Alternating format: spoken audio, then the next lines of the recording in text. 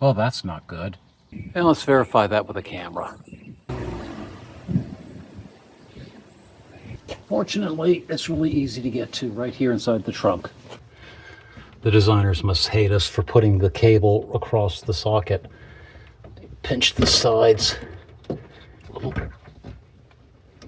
turn to the left. It hangs down. Take the old bulb out.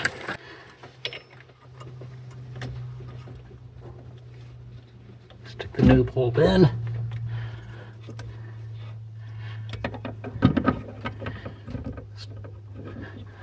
Feel around until the fingers find their home. A little turn to the right.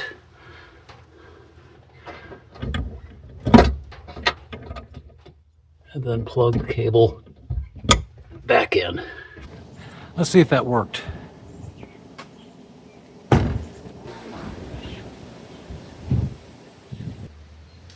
High center brake light bulb on a Hyundai Elantra is probably the easiest of the bulbs to get to.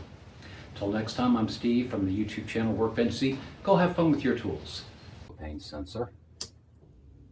Polymerizing.